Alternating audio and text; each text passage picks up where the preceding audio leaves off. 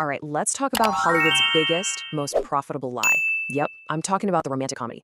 We're gonna pull back the curtain and deconstruct the formula so completely that I promise you, you will never look at two gorgeous people falling in love during a random downpour the same way ever again. I mean, haven't we all had that moment? You're sitting there watching a movie and you just think, seriously, this high-powered executive is really gonna fall head over heels for the clumsy baker who just dumped a bag of flour on his $1,000 suit? And that's the foundation for a lasting relationship? Come on, we've all been there, just shouting at the screen.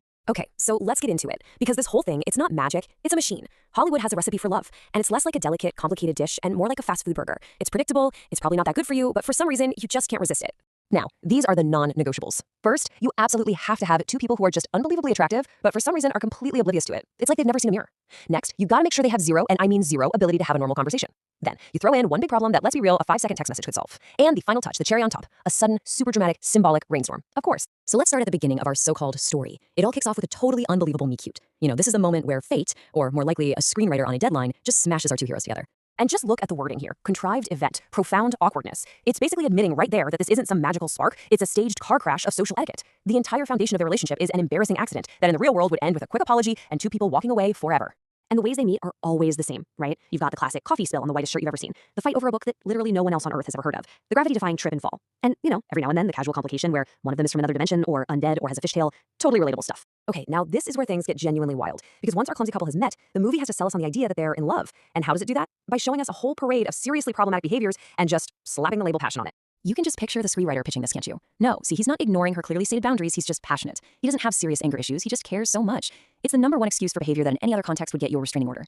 And this chart just lays it all out perfectly. In a movie, watching someone sleep is romantic. In the real world, that's breaking and entering. Extreme jealousy, oh, that just shows how much he loves her.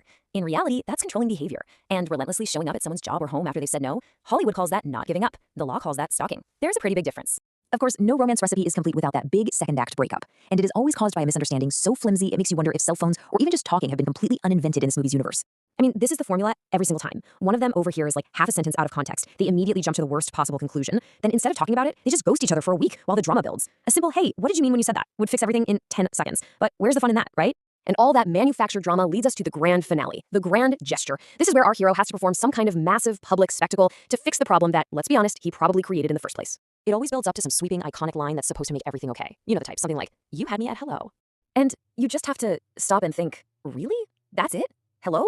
That's all it took? The bar for a lifelong commitment is officially on the floor. Actually, no, it's buried somewhere in the basement. And let's get real about what these grand gestures would actually look like. You sprint through an airport screaming someone's name, you're not getting a kiss, you're getting tackled by the TSA. You stand up and stop a wedding, you're not a romantic hero, you're a monster who just single-handedly ruined a very, very expensive party. And that passionate kiss in the rain, it's just a one-way ticket to a week of coughing and a nasty case of pneumonia.